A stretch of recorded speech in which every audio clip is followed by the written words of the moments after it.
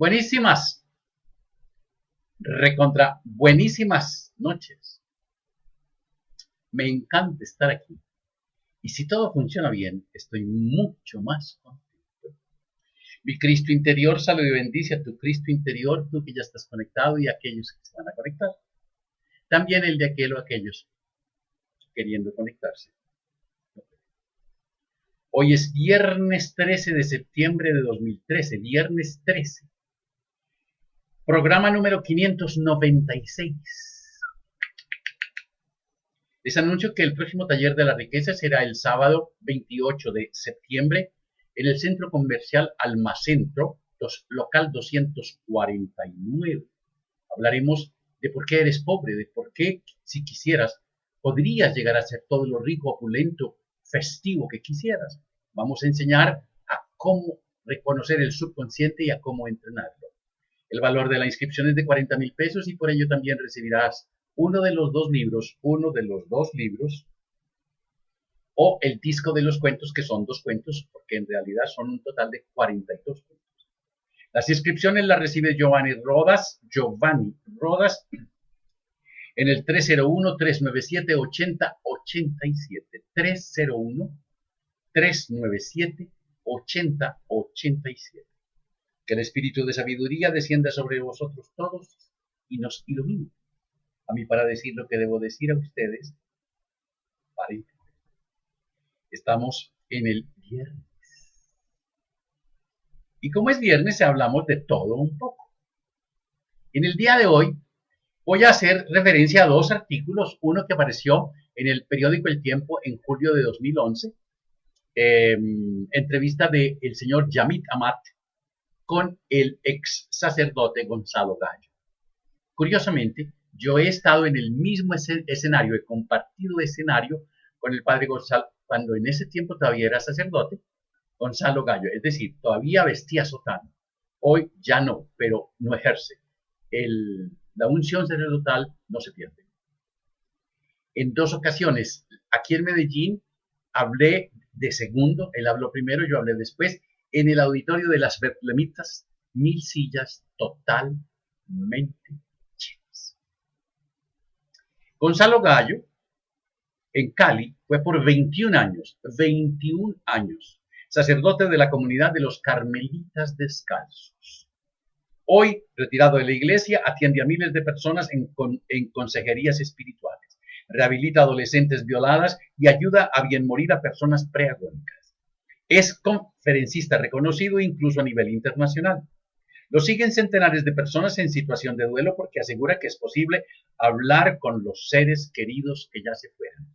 Eso es axiomático para mí. Obviamente, ¿por qué? Porque ellos están por aquí. De la tierra no se va un ser humano más de 1 metro cuando muere. Gallo cursó estudios de filosofía y letras en Cali, en Bogotá, Israel, Roma, y ha escrito 9 libros. Parece ser uno de los símbolos más notables de este encuentro con la espiritualidad. Aquí se inicia la entrevista. Escuchen las preguntas del señor Amat y también escuchen las respuestas del señor Gallo.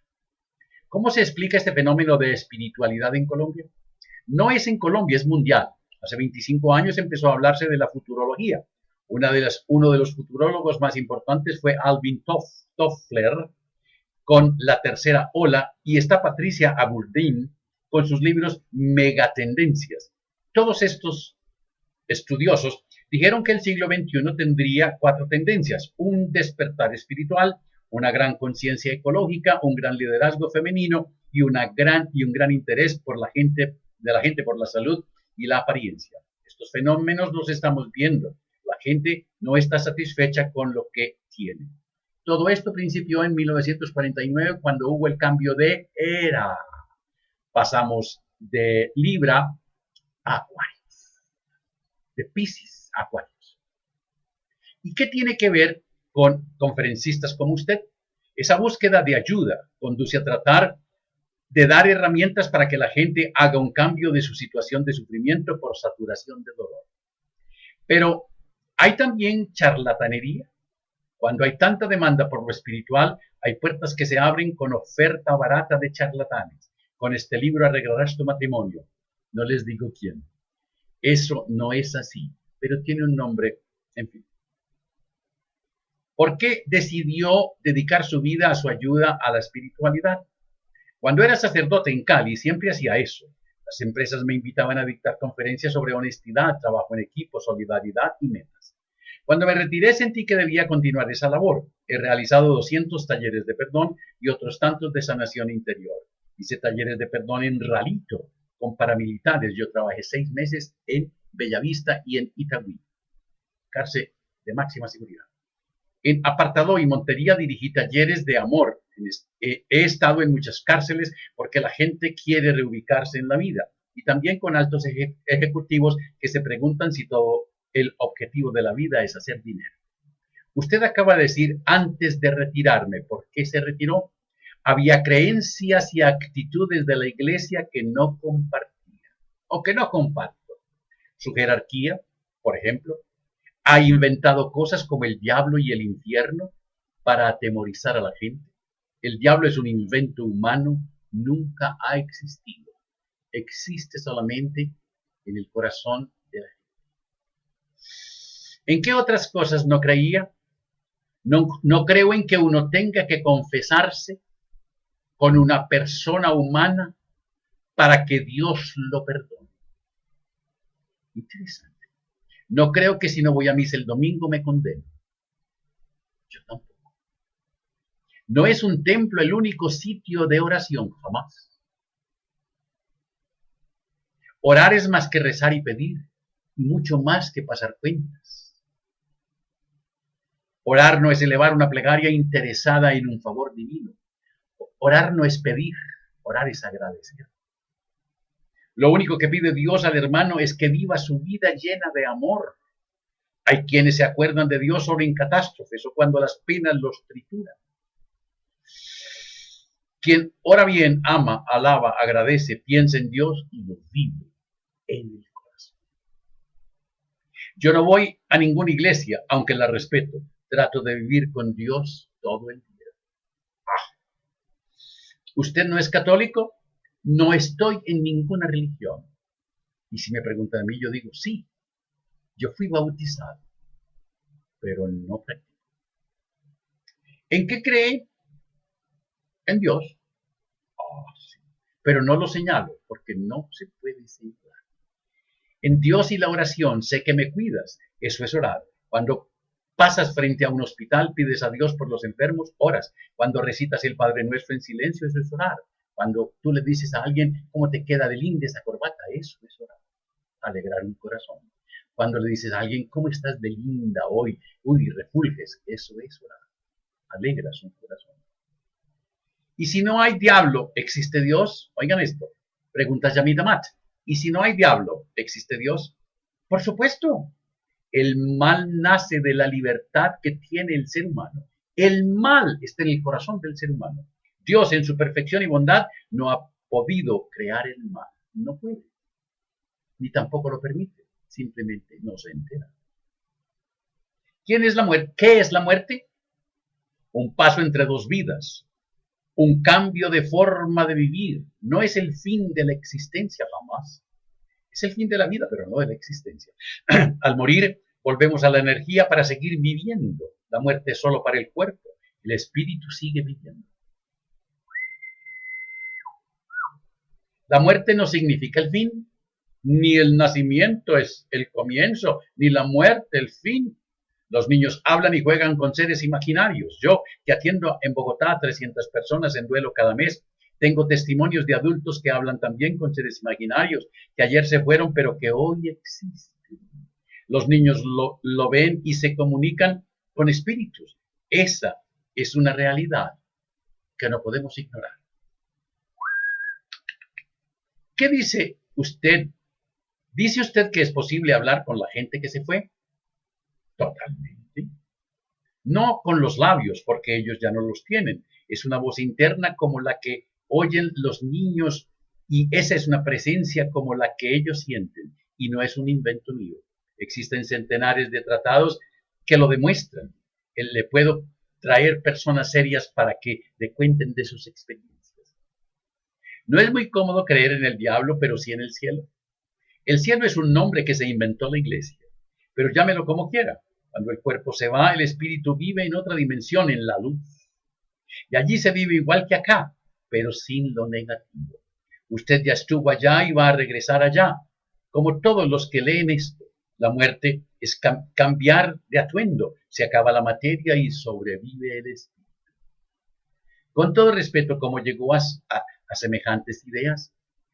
Cuando uno comienza a leer más allá que de lo que siempre ha leído, 1700, y no les digo cuánto hay aquí, a escuchar experiencias, a confirmar fenómenos que parecían increíbles, entonces la mente se amplía y conoce el mundo que ignoraba. Qué pena yo decir que yo creo en lo que otros me dicen, qué pena. Yo tengo aquí 1700 pruebas de que pienso distinto. Wow. Léase la historia de la gran guía, del gran guía Anthony de Melo, jesuita espectacular y sabio, para que crea lo que digo. Si el diablo no existe, el mal no tiene castigo. Sí, pero en la tierra. Las acciones aquí son como un boomerang. Si haces el bien, te irá bien. Octavio Paz decía que siempre recogemos lo sembrado. Las acciones se devuelven positivas o negativas. ¿Usted critica hoy a la Iglesia Católica? Ni a la católica ni a ninguna otra. Valoro y respeto a todas las iglesias, pero creo que están muy desconectadas con la realidad. Las religiones en general son estructuras pesadas y así tienden a fosilizarse. Se anquilosaron. Mire el éxodo que tiene la Iglesia Católica. Éxodo.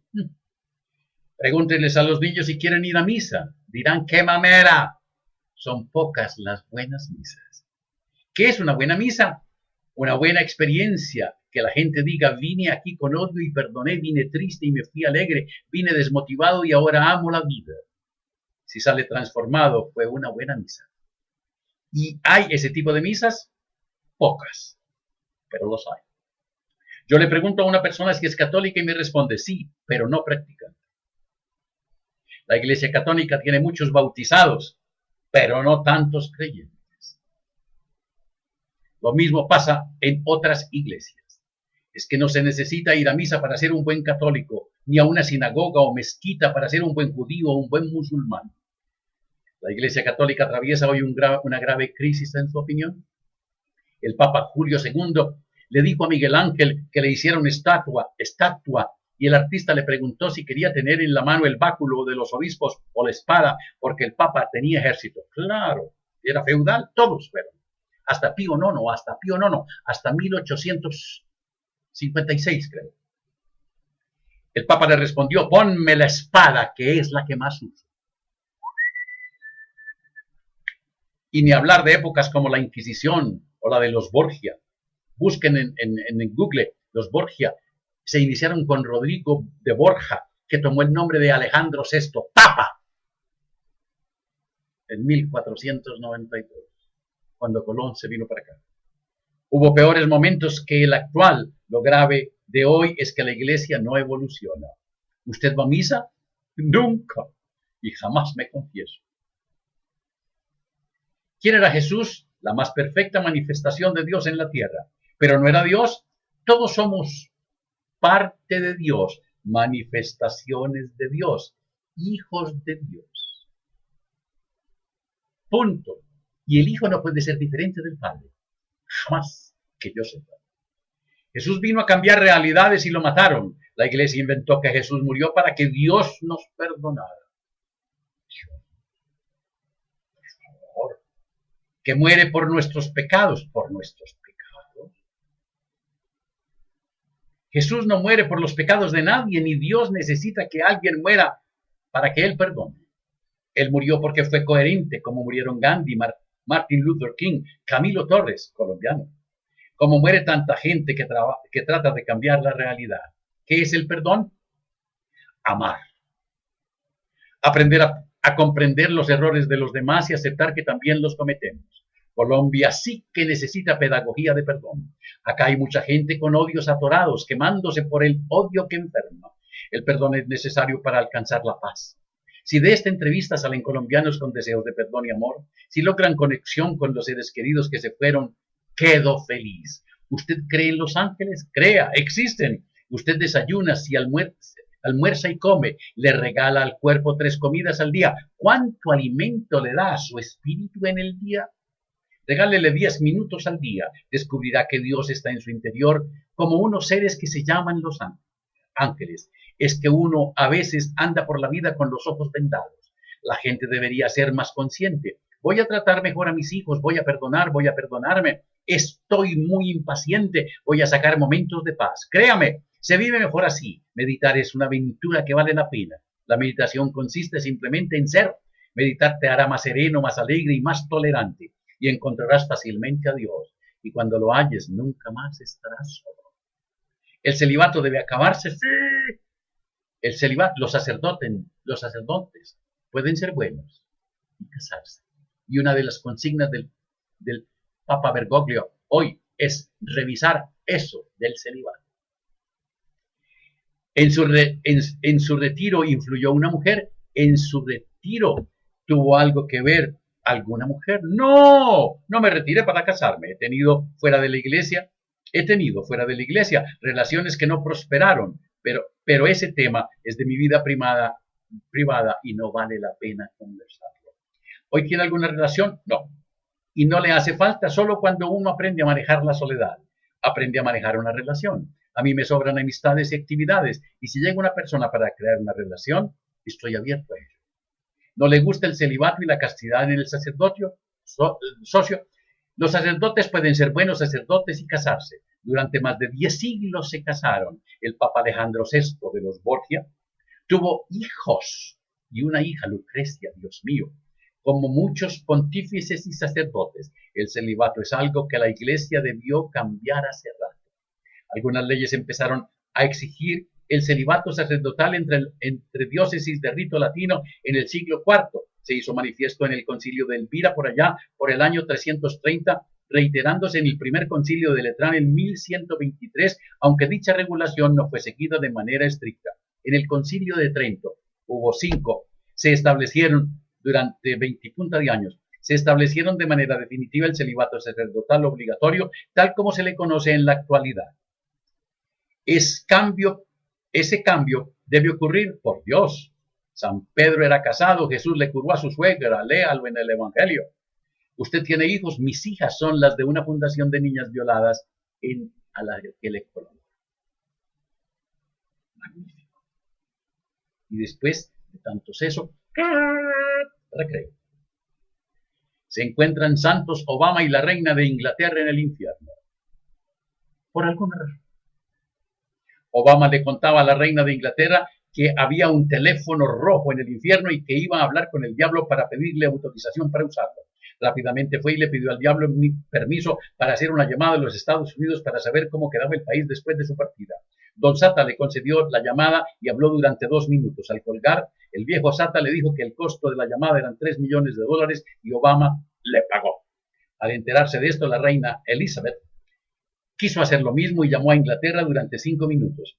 El diablo le pasó una cuenta de 10 millones de libras esterlinas que la vieja pagó sin chistar. Santos, ni corto ni perezoso, también sintió ganas de llamar a Colombia para ver cómo había dejado el país y habló durante 3 horas. Cuando colgó, el diablo le dijo que era $1. Santos se quedó atónito, pues sabía el costo de las otras 2 llamadas anteriores, así que le preguntó por qué era tan barato llamar a Colombia y el diablo le respondió: escuchen, mira viejo, con la cantidad de desempleados, los jubilados muertos de hambre, excepto los pensionados del Congreso y las altas cortes, la famosa prosperidad para todos y la unidad nacional, los paros de todos los sectores, la quiebra de los hospitales públicos, los desplazados en los semáforos, la violencia intrafamiliar, la desnutrición infantil, la falta de justicia, el aumento del costo de la vida, la inseguridad ciudadana, los secuestros, las violaciones, los asesinatos, la mala calidad de la enseñanza, el clientelismo político, el costo de la gasolina y con las mentiras de Caracol y RCN, ese país se ha convertido en un infierno. Y de infierno a infierno, la llamada es local.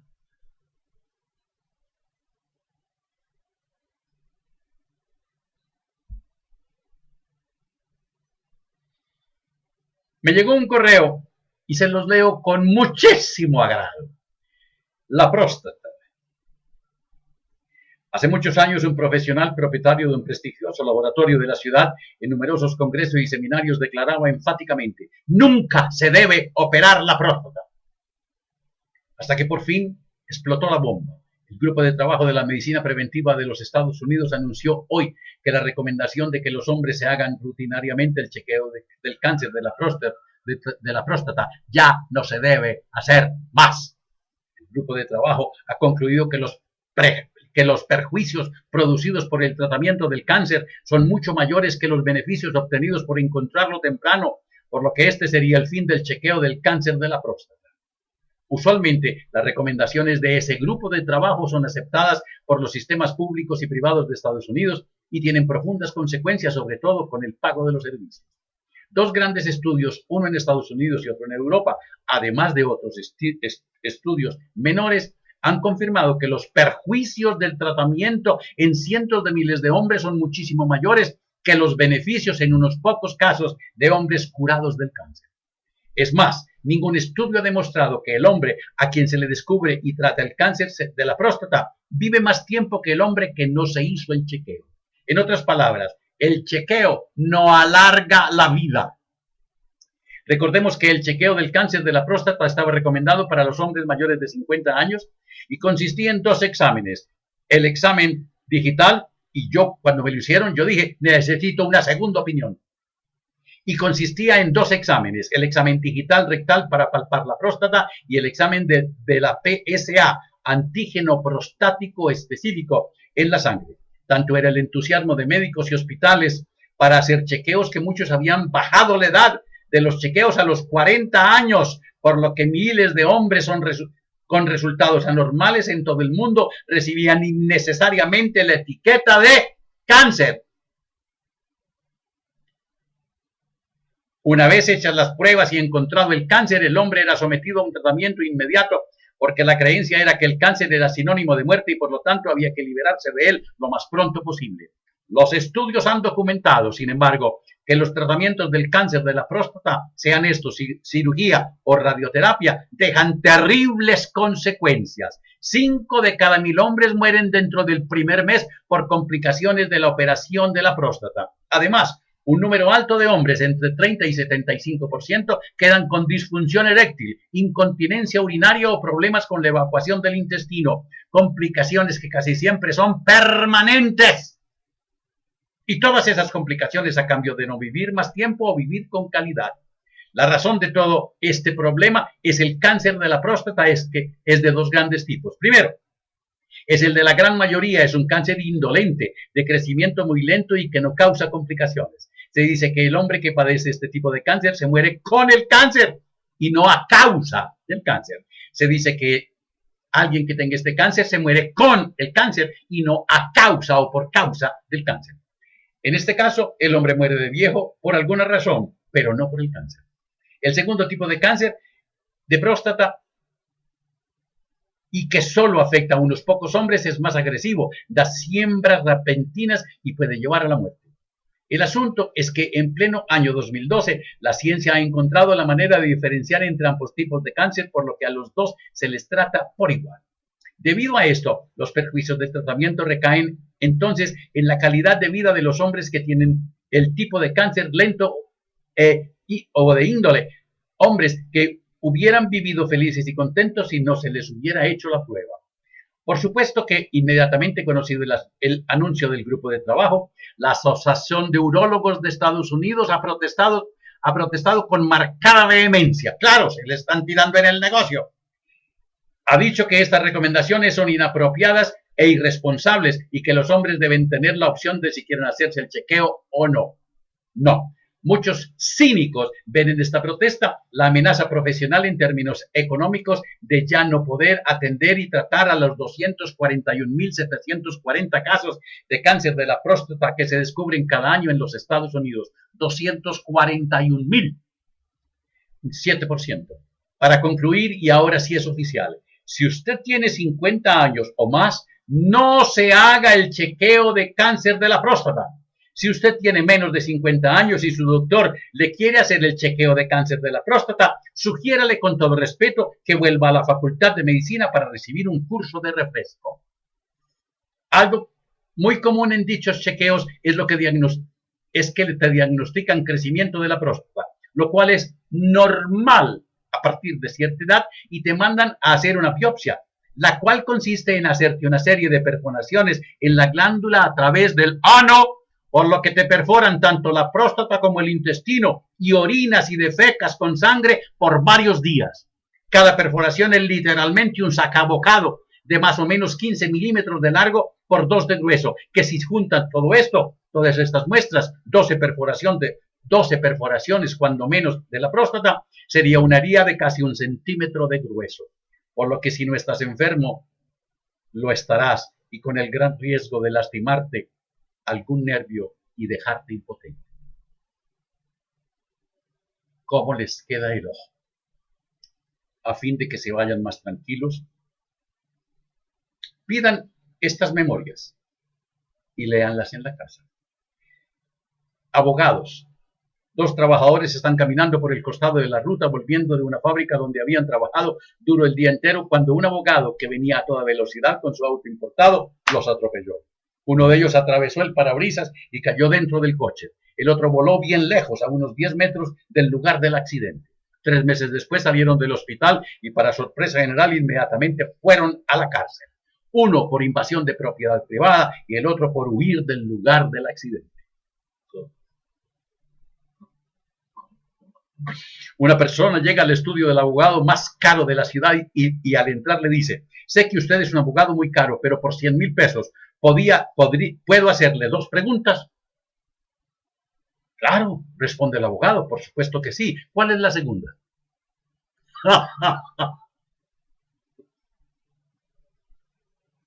¿Cuáles son las 3 frases más utilizadas por un abogado? La primera, ¿tiene usted dinero? La segunda, ¿puede conseguir más? La tercera, ¿tiene algo para vender?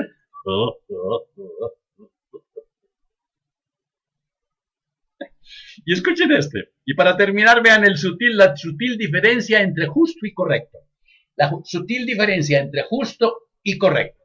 Se encuentran 2 abogados en la portería de un motel y advierten que cada uno anda con la mujer del otro. Es raro, pero sucede. Pasada la incomodidad inicial, uno le dice al otro en tono algo solemne y con cuidada dignidad: estimado colega, creo que lo correcto sería que mi mujer venga conmigo en mi auto y que su mujer se vaya con usted en su auto. El otro le respondió: coincido en líneas generales con su planteamiento, querido colega. Quizás eso sería lo correcto, pero no estoy seguro de que sea lo justo, porque ustedes ya están saliendo y nosotros apenas estamos entrando.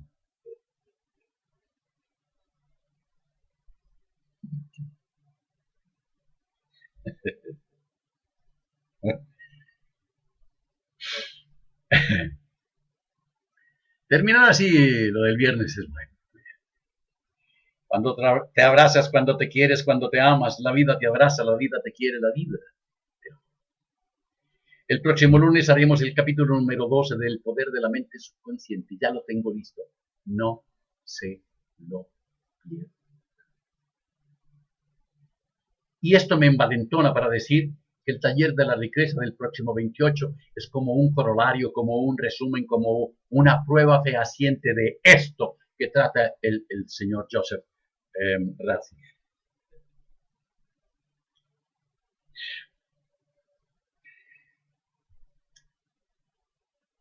El valor es de 40,000 pesos, por ello reciben el curso más un libro, uno de los 2 libros, o el disco del abuelo, los 2 discos, los cuentos del abuelo.